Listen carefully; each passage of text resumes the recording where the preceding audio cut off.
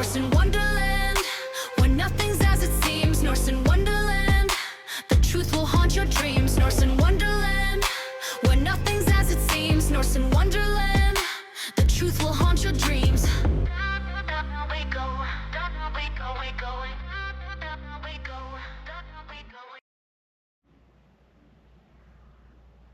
Imagine if your own government planned to kill its own citizens, hijack planes, sink ships, stage terror attacks, all to start a war it wanted. Sound familiar?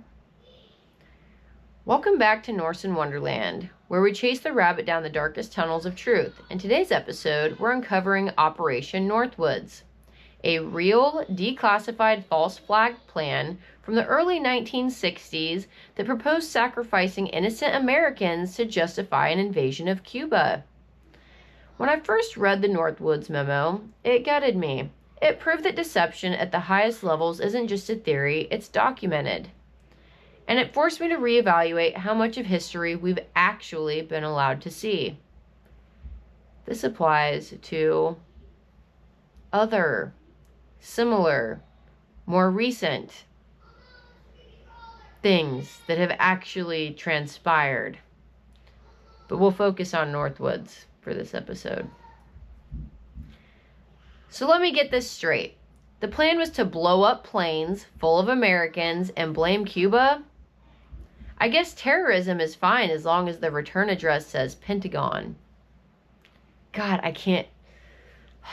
If you guys do not notice all of the crossing lines in this episode and something else that has happened in our history, I cannot help you. And these are supposed to be jokes.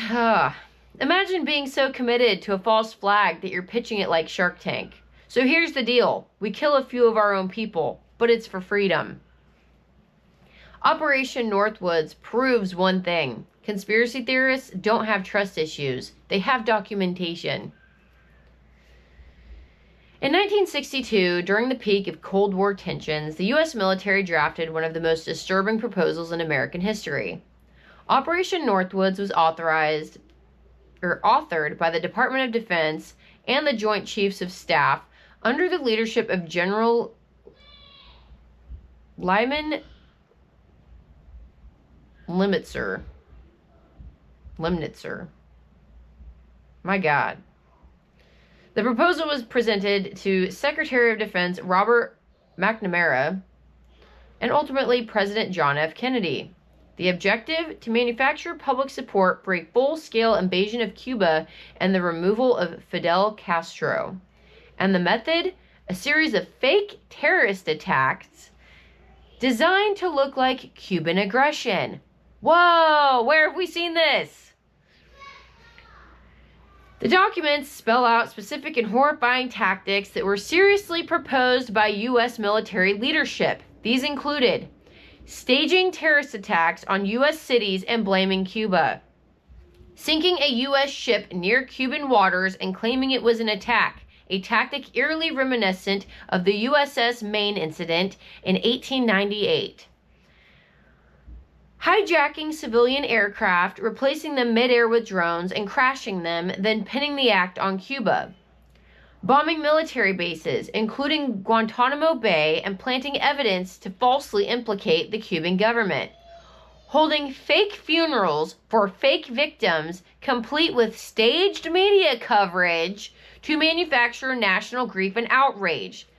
Let that sit for a moment. And let's not forget, somebody who has drawn attention to these things was sued and deplatformed for it. And I'm not going to mention what it is, but try asking your AI about those incidents, because it's going to give you a bunch of bullshit sources as facts for why it says that. But when I asked mine what things you weren't allowed to talk about and why, that was one of them. You are not allowed to question that narrative. Like, it's literally in the set parameters of OpenAI to not entertain that question at all. We are not allowed to question it, and that should set up flags for you anyway, but we'll move on.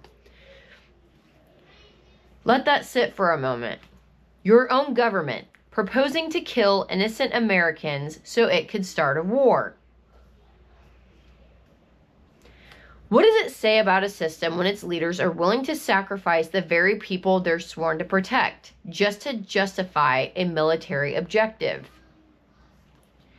Fidel Castro's government had become a serious threat to U.S. intelligence and corporate interests. Castro had nationalized industries, threatened CIA operations, and aligned himself with the Soviet Union.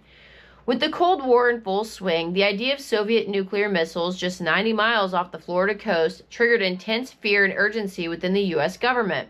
But beneath the public justifications, this was about power, control, and keeping Cuba and the rest of the Western Hemisphere in America's sphere of influence. President John F. Kennedy rejected Operation Northwoods outright. He never signed off. Go figure. Shortly after, General Lemnitzer was removed from his role as chairman of the Joint Chiefs. Some researchers believe Kennedy's refusal to greenlight Northwoods, combined with his resistance to Vietnam and his push for transparency, helped seal his fate. Of course it did. To many in power, he had become an obstacle. God, it makes me sick and want to cry. Getting chills.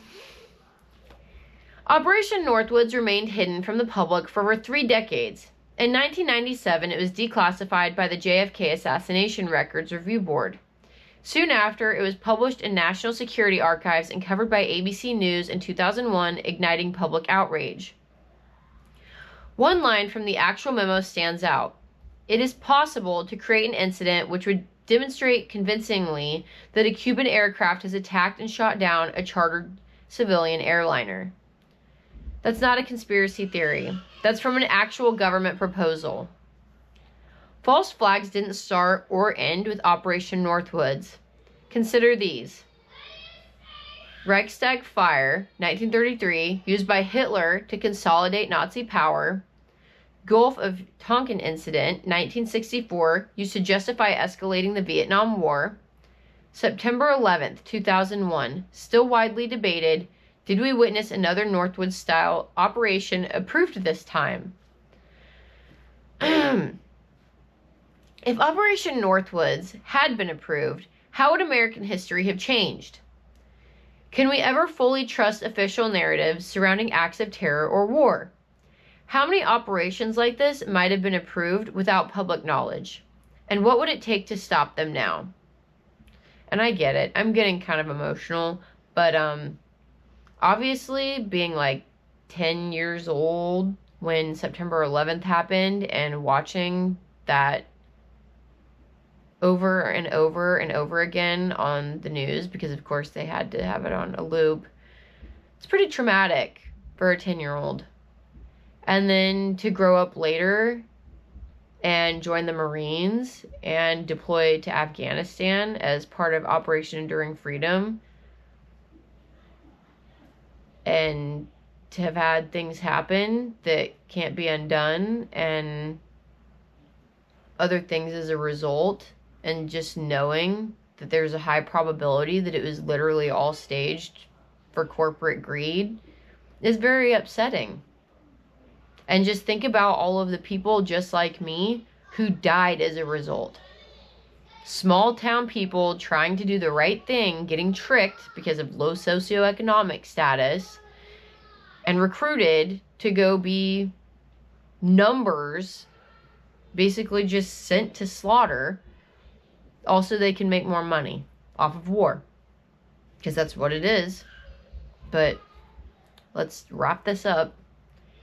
I choose truth over comfort. I remain aware, discerning, and anchored in integrity, no matter how dark the truth may be. Thanks for joining me today on Norse in Wonderland. If this episode stirred something inside you, if it made you question, reevaluate, or reflect, share it with someone who still believes the government would never harm its own. You can help shift the narrative, not with fear, but with facts. Subscribe, follow, and stay with me for more episodes that challenge the official story and peel back the curtain. And remember, if anything ever happens to me, it's more than a convenient accident. I didn't do it myself. I'm happy, healthy, and cautious. Chasing the rabbit, down we must go. Where does it end? Nobody knows. up, now we're running out of time. You better keep up or get left behind. Norse in Wonderland.